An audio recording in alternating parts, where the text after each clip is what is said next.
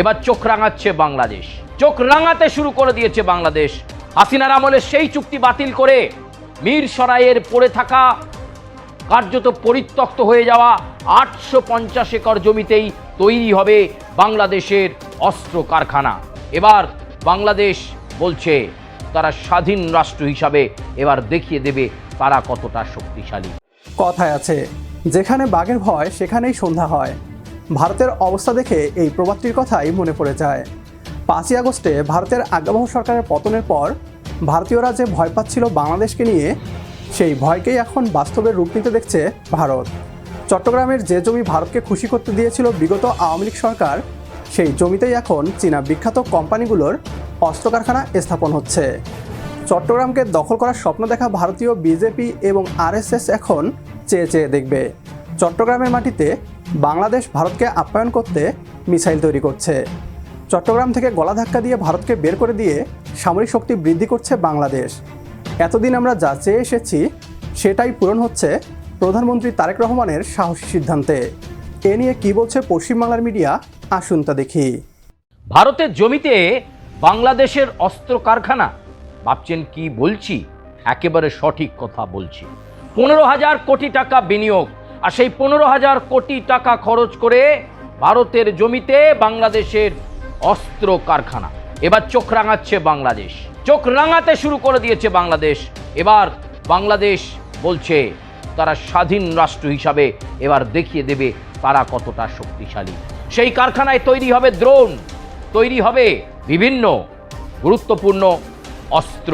সেটা light weight material হতে পারে অথবা ভারী কোনো জিনিস দিয়ে তৈরি হবে অস্ত্র। আর তার জন্য প্রস্তুতি শুরু হয়ে গেছে জোর কদমে। তারেক রহমানের আমলেই বাংলাদেশের এই অস্ত্র কারখানা এক অন্য মাত্রায় বাংলাদেশকে নিয়ে যাবে। কিন্তু কেন বললাম ভারতের জমিতে? তাহলে ফিরে যেতে হবে একটু ইতিহাসের দিকে। তখন শেখ হাসিনার রাজত্ব, শেখ হাসিনা বাংলাদেশের প্রধানমন্ত্রী হিসাবে রাজত্ব চালাচ্ছেন। ঠিক সেই সময় ভারতের সঙ্গে চুক্তি হয়েছিল বাংলাদেশের মিরসরাইয়ে অর্থনৈতিক এবং বাণিজ্যিক বিভিন্ন কাজ করতে চেয়েছিল ভারতবর্ষ।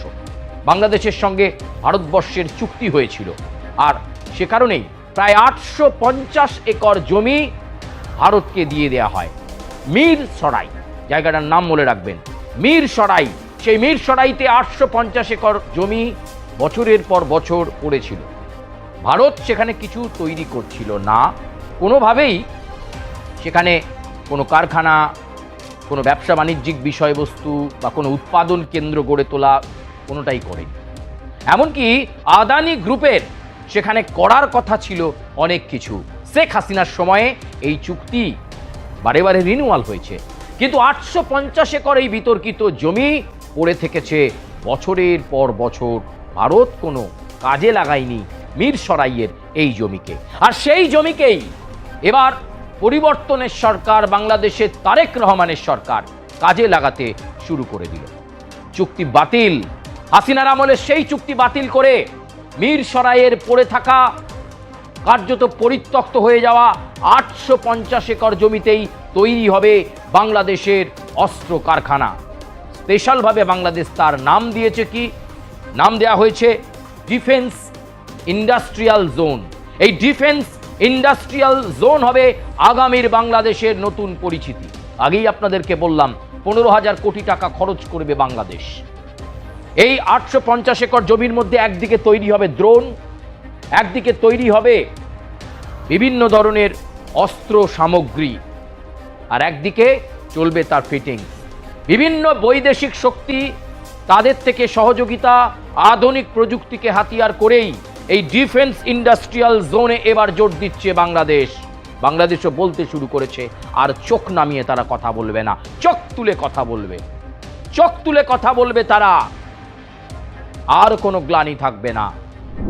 মিরসরাইয়ের জমিতেই খুব দ্রুত এই কাজ সম্পন্ন হবে।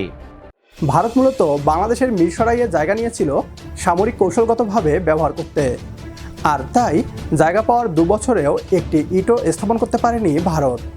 যে দেশ নিজেরাই অন্য দেশের বিনিয়োগ খুঁজে বেড়ায়, তারা বাংলাদেশে এসে বিনিয়োগ করবে, এর থেকে হাস্যকর যুক্তি আর কিছুই হতে পারে না। বাংলাদেশে থাকা সকল ভারতীয় প্রকল্প বাতিল চাই আমরা।